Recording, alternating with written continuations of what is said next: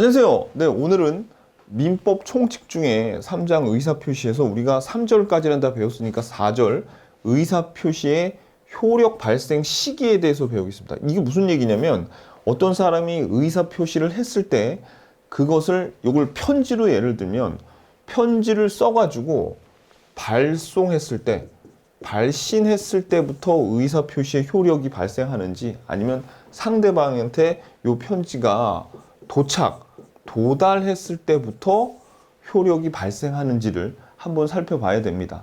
왜냐하면 요 때를 기준으로 하느냐, 요 때를 기준으로 하느냐에 따라서 상대방이 발뺌을 할 수가 있단 말이에요.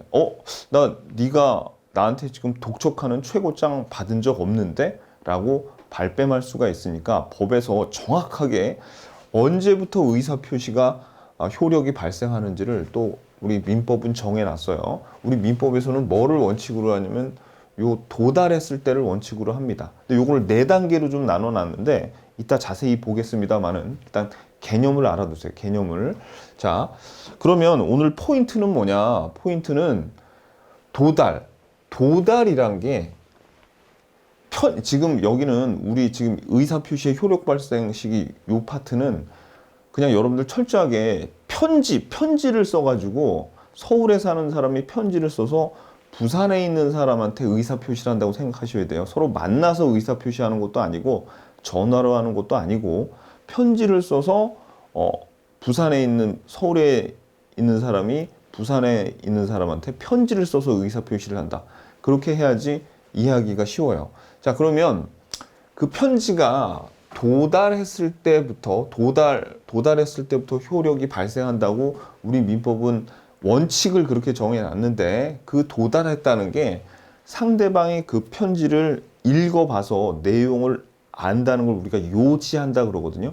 요지했을 때부터가 아니라 그 내용을 알 수 있는 객관적 상태에 있는 경우에 도달한다고 합니다. 이따가 설명드릴게요. 지금 읽어도 몰라. 우리 포인트는 언제 읽어야 제맛이다? 다 끝나고 읽어봐야 제맛이죠. 자, 그 다음에 두 번째, 등기우편하고 내용증명 얘네들은 보통 우편이랑 틀려요. 왜 틀리는지 이따가 알려드릴 거고요. 그 다음에 발신주의의 예외가 2가지가 있어요. 원래 더 있는데 우리 시험에 나오는 건 이 2개만 외우시면 됩니다. 격지자의 승낙, 그 다음에 무권대리에서 최고에 대한 확답을 할 때 이 2개 이따 볼 거고요. 그 다음에 의사표시를 통지했을 때 이게 발송이 된 후에 그 통지자가 사망하거나 아니면은 그 통지자가 제한 능력자가 돼도 의사표시의 효력에는 영향을 미치지 않는다는 거. 그래서 요 2가지가 아니라 요 4가지 있죠? 요 4가지를 우리가 살펴보고 다 끝난 다음에 한 번 더 살펴보도록 하겠습니다. 자, 그러면 이제 그 의사표시를 편지를 작성해서 하는 거예요. 자, 그러면 일단 우리가 요거를 의사표시를 그럼 4단계로 나눠보겠습니다. 4단계로. 처음에 편지를 작성을 했어요. 편지를 딱 작성을 했어. 그 경우와 그 다음에 편지를 작성한 다음에 이 편지를 우체통에 투입했어요.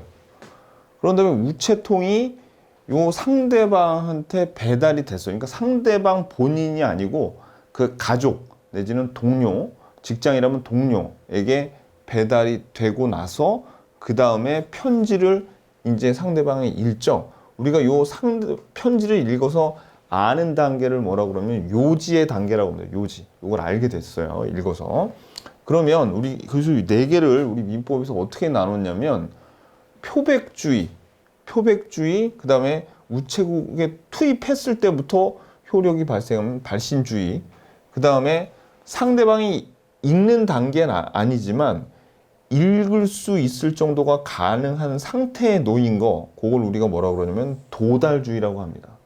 그 읽었을 때를 요지주의라고 하는데 우리 민법은 뭐를 원칙으로 하냐면 요 도달주의를 원칙으로 하고 있어요. 도달주의. 읽는 단계까지는 아니고 읽을 수 있는 객관적인 상태까지 갔으면 도달했다고 보는 거예요. 그러니까 이렇게 자기 가족이나 누구에게 그 의사표시의 편지가 왔어. 최고장 같은 게 왔어요. 그랬을 때 요 상대방이 나 본 적 없는데요. 이렇게 발뺌하면 된다, 안 된다? 안 된다는 얘기입니다. 그것 때문에 이걸 지금 정하는 거예요. 자, 그러면 우리 민법에서는 요지주의는 취하지 않고요. 도달주의를 원칙으로 하지만 표백주의와 발신주의를 취할 때도 있는데 표백주의는 당연히 썼을 때부터 효력이 발생하려면, 그죠? 말했을 때부터 효력이 발생하려면 상대방 없는 의사표시, 상대방 없는 의사표시에서는 표백주의를 취하고 있고요. 요 발신주의는 예외적으로 격지자의 승낙이라던가 무권 대리인의 요거 포인트에서 봤죠? 무권 대리인의 최고에 대한 확답, 요 두 가지에서만 예외적으로 발신주의를 써고 있어요. 더 있는데 우리 시험에 나오는 건 요거 두 개밖에 없습니다. 그래서 요거를 일단 여기서 요 네 단계로 나누는구나 기억하시고, 도달주의가 도달이 읽은 게 아니에요. 상대방이 읽은 게 아니라는 거. 요걸 꼭 아셔야 돼요. 어떻게? 어떤 객관적인 상태에 놓여 있는 것, 그것입니다. 자, 그러면 우리 교재를 한번 좀 살펴볼게요. 자, 교재를 보시면 몇 페이지냐면 69페이지입니다. 그래서 의사표시의 효력 발생 시기라고 나오는데, 자, 법조문을 한번 좀 볼게요. 법조문에 동그라미 1번 말씀드렸듯이 상대방이 있는 의사표시는 상대방에게 도달한 때 그 효력이 생긴다. 그죠? 도달한 때 효력이 생긴다. 그리고 이 항도 시험에 엄청 잘 나오는데, 의사표시자가 그 통지를 발송한 후에 사망하거나 제한 능력자가 돼서 어떤 상황이 바뀌더라도 이미 발송한 의사표시의 효력에는 아무 영향을 미치지 못한다. 이따가 뒤에서 이건 자세히 보겠습니다. 시험에 엄청 잘 나오거든요. 자, 의의 볼게요. 쌍괄호 1번에. 자, 상대방 없는 동그라미. 없는 의사표시는 표시행위가 완료된 때 밑줄. 그러니까 표백주의라는 거죠. 완료될 때 상대방 없는 의사표시의 대표적인 게 유언인데, 유언장이 완성이 되기만 하면 그때 효력이 발생하는 거예요. 자, 그래서 쌍괄호 2번. 상대방 있는 단독행위는 언제 발생하느냐가 문제가 되는데, 상대방 있는 의사표시는 다음 과정으로 요 네 개로 나눈다 그랬죠? 자, 그래가지고 어떻게 된다는 겁니까? 요게 요지까지가 아니라 요 도달할 때부터 효력이 발생하는 것을 원칙으로 한다. 그래서 요 표백주의, 발신주의, 도달주의 요거 적어놨는데, 요걸 보세요. 요거 도달주의에서 의사표시가 상대방의 지배권 범위에 들어가 요지한 거예요? 아니면 밑줄 요지할 수 있을 때야? 요지할 수 있는 때야. 요지한 때가 아니야. 요지한 때가 아니에요. 그러니까 읽기 전에 의사표시 효력이 생기도록 하는 것이 상대방 있는 의사표시에 원칙적으로 적용되죠. 요거만 그냥 살펴보면 됩니다. 뭐 표백주의냐 발신주의냐 뭐 이런 건 물어보지 않아요. 이런 건 물어보지 않고 그냥 문장으로 나옵니다. 시험에 나오면 문장으로 이 문장이 나오죠. 상대방 없는 의사표시는 표시행위가 완료된 때 효력이 발생한다. 요런 지문으로 나와요. 오케이, 됐습니다. 그래서 3번을 보시면, 자, 넘기세요. 70페이지. 도달주의와 발신주의에서 도달주의 원칙, 상대방 있는 의사표시의 원칙은 뭐예요? 도달주의 원칙이다. 자, 상대방 있는 의사표시는 상대방에게 도달한 때 그 효력이 생기는데, 요 도달의 정의가 중요해요. 자, 이것도 시험 되게 잘 나오는데, 도달이란 사회 통념상 의사표시의, 자, 밑줄 그세요. 의사표시의 통지 내용을 알 수 있는 객관적 상태 밑줄. 알 수 있을 정도의 객관적 상태에 놓여 있는 경우를 얘기하는 거예요. 이미 안 거야. 읽는 거 아니죠. 객관적 상태에 놓여 있는 거죠. 상대방이 통지를 현실적으로 수령하거나 통지의 내용을 알 것까지는 필요로 하지 않는다. 그러니까 이게 요지할 것까지는 필요하지 않는다는 얘기죠. 그러면 이 객관적 상태, 어렵게도 적어놨는데 의사표시 통지 내용을 알 수 있는 객관적 상태가 보통 어디까지냐? 거기에 대한 판례들이 나와요. 왜냐면 이 세상에 나쁜 놈들이 많아가지고 저 그거 받아본 적 없는데요? 라고 잡아떼는 놈들도 많겠죠. 그런데 보통은 어떻게 해요? 그 가족들에게 전달이 됐거나 아니면은 등기 또는 내용 증명으로 보냈는데 반송이 되지 않았으면은 그것은 통지가 된 것으로 합니다. 도달이 됐다고 본 거예요. 자, 그럼 볼게요. 요게 이제 거기에 대한 판례들인데 요걸 한번 좀 볼게요. 동거하는 가족이나 고용인이 우편을 수령한 때에는 본인에게 전달하지 않은 경우에도 의사표시의 효력은 발생한다. 그죠? 본인에게 전달하지 않은 경우 밑줄. 전달하지 않았어. 아직 전달하지 않았더라도 가족 등이 받으면은 이 상대방이 알 수 있는 상태에 객관적인 상태에 있다고 보는 거예요. 무슨 얘기인지 아시겠죠? 자, B번에 등기우편 동그라미, 내용증명 동그라미. 등기우편과 내용증명 우편물이 발송되고 반송되지 않았다면 밑줄. 특별한 사정이 없는 한 그 무렵에 송달이 되었다고 볼 것이다. 그죠? 그렇다면 도달했다고 볼 것이다. 그런 의미죠. 그러나 보통 우편 동그라미. 보통 우편의 방법으로 발송되었다는 사실만으로는 도달했다고 추정할 수 없다. 그러니까 여러분들이 중요한 거는 뭘로 보내야 돼요? 돈 좀 비싸게 주더라도 등기 우편이나 내용 증명으로 보내야 된다는 얘기예요. 내용 증명으로. 보통 우편은 그게 안 돼. 보통 우편은 요거. 그 다음에 상대방이 밑줄 그세요. 요것도 상대방이 정당한 사유 없이 통지의 수령을 거절한 경우에는 상대방이 그 통지의 내용을 알 수 있는 객관적 상태에 놓여 있는 때의 의사표시 효력이 생긴 것으로 보아야 한다. 밑줄. 여기서는 포인트가 뭐냐면 정당한 사유 없이 동그라미. 정당한 사유 없이 수령을 거절했대요. 그러면은 얘는 객관적 상태에 놓였다고 보는 거예요. 무슨 얘기인지 아시겠죠? 자, 얘가 그러니까 어떤 경우냐면 상대방이 고의로 편지 수치를 거절. 편지가 왔는데 계속 고의로 안 받고 있는 거예요. 이건 그냥 도달했다고 보는 거죠. 그리고 전화에다가 수화기를 대고 있는데 여기다 이어폰 같은 거 꽂고 안 들었다 그래도 안 듣는 게 아니야. 왜? 얘는 지금 전화를 받았으면은 객관적인 상태에 놓여 있다고 보는 거죠. 그죠? 자, 오케이. 요것도 잘 나옵니다. 정당한 사유 없이 거절하면 그거는 도달했다고 보는 거다.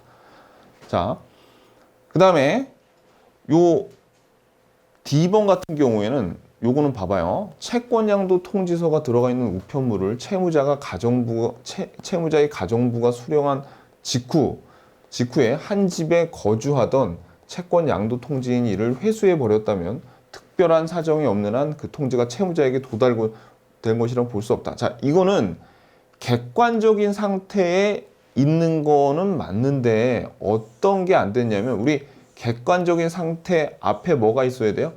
자, 도달이란 통지의 내용을 알 수 있어야 되죠. 근데 이건 어떤 경우냐면 이 D의 경우에는 이거예요. 채권 양도의 통지서를 얘가 어떤 식으로 했냐면은 자, 지금 같은 집에 살고 있어요. 같은 집에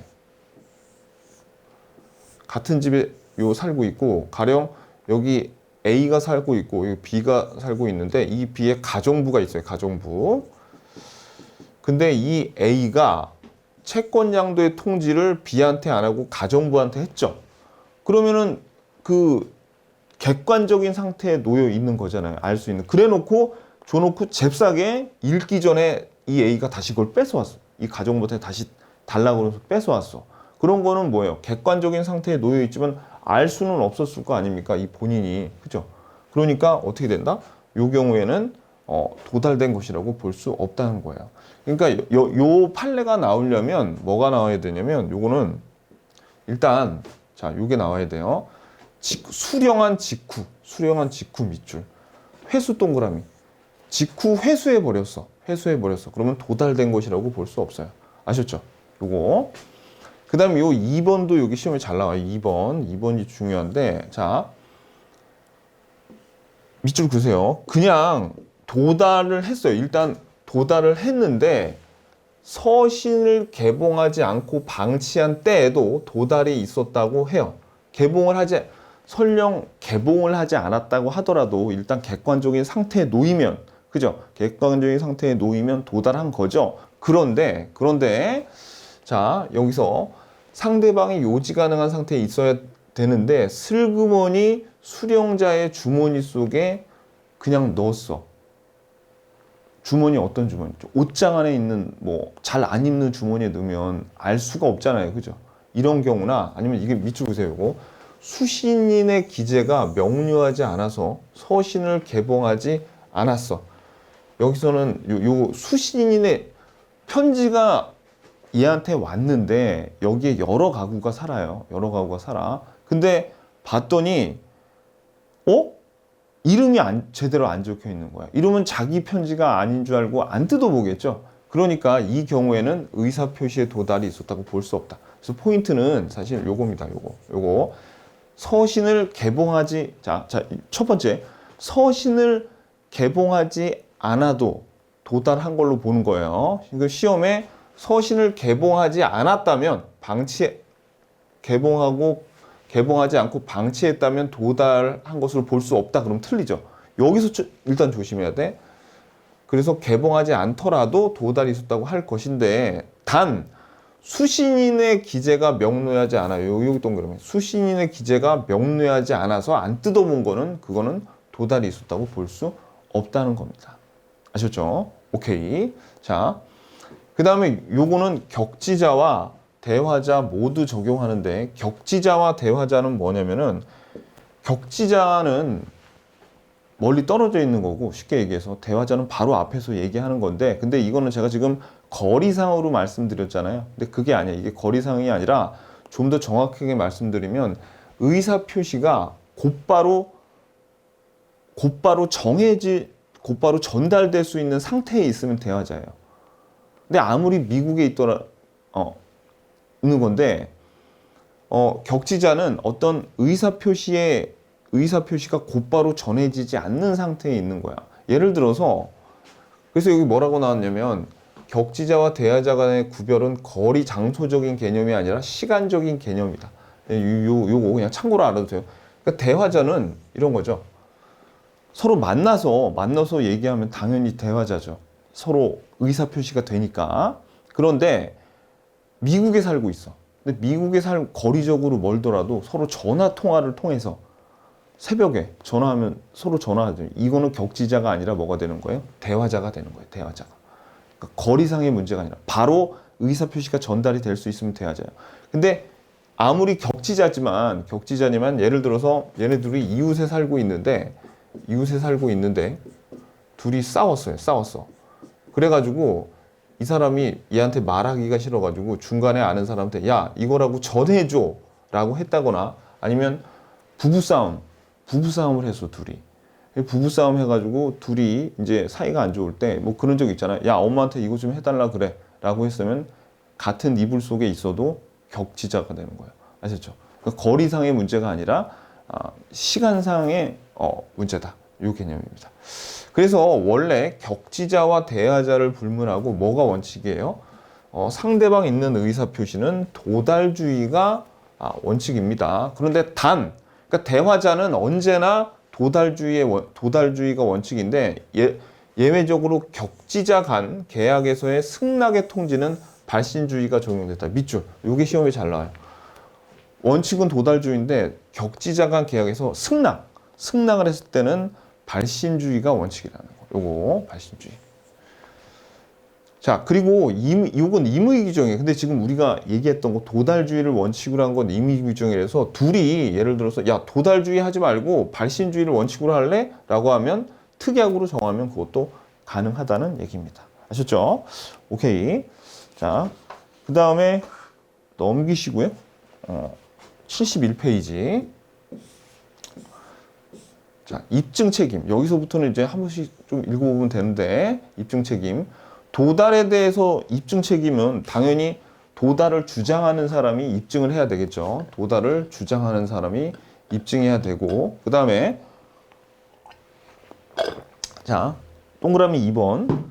우편물이 등기 취급 방법으로 발송된 경우라도 수취인이나 그 가족이 주민등록지에 실제로 거주하고 있지 아니하면서 전입신고만 해둔 경우에는 도달하였다고 추정할 수 없다. 그렇죠? 이건 참고로 알아두세요. 아무리 등기가 됐더라도 실제로 거주 밑으로 실제로 거주해야 돼. 실제로 거주. 근데 전입신고만 해둔 경우에는 도달했다고 추정할 수는 없습니다. 요거. 자, 그 다음에 도달주의의 효과는 도달주의가 연착, 늦게 도착했대요. 그 의사표시가 늦게 도착하고 도착하지 않은 불이익은 표의자가 부담하는 거, 표의자가. 근데 요 의사표시의 철회, 요거 중요합니다. 요 시험이 잘 나오는데, 요거 별표. 상대방에게 의사표시가 도달하기 전 밑줄. 의사표시가 도달하기 전에 한해서, 그죠? 의사표시의 철회를 할 수 있는 거야. 따라서 철회의 의사표시는 적어도 먼저 발신한 의사표시와 동시에 도달해야 된다. 철회가 뭐예요? 야, 의사표시가 없던 걸로 하자. 라고 장래에 효력이 발생하는 것을 막는 거죠. 그죠? 그러니까 요게는 어때? 의사표시가 도달하기 전에 하라는 건데, 시험에는 의사표시가 도달한 후에라도 가능하다, 철회가 가능하다 그러면 틀리다는 얘기예요. 자, 그 다음에 발신 후의 사정 변경, 이것도 시험에 엄청 잘 나옵니다. 요거 의사표시자가 그 통지를 발송한 후 사망 동그라미 제한 능력자가 되어도 밑줄 의사표시 효력에 영향을 미치지 않는 자, 발송한 후 밑줄 발송한 후. 자, 요거 무슨 얘기냐? 예를 들어서 여기 갑이 요 부동산이 있는데 을한테 이 부동산을 을이 먼저 이 부동산 나한테 사세요라고 청약을 했어요.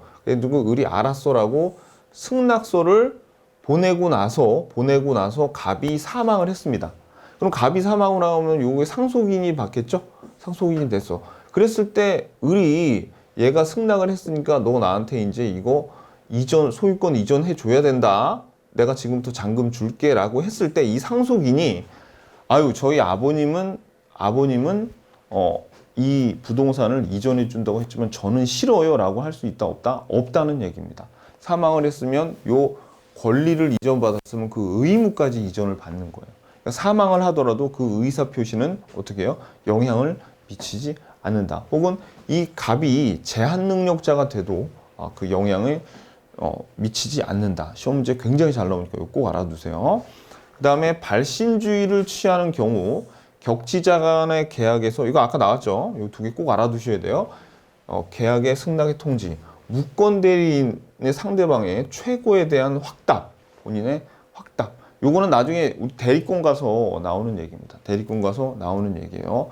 무권 대리인이 뭔가 잘못을 저질렀을 때 요 상대방이 야, 너의 대리인이라고 하는 놈이 이렇게 하자 그러는데 너 할 거야 말 거야? 라고 본인한테 물어봤을 때 본인이 확답하는 거. 요 두 가지. 요거는 꼭 알아두셔야 됩니다. 자, 그 다음에 자, 그러면 의사표시의 공시송달과 수용 능력에서요. 요 공시송달은 뭐냐면 이겁니다. 뭐냐면 자, 한번 읽어볼게요. 표의자가 과실 없이 여기 동그라미 있어요. 과실 없이.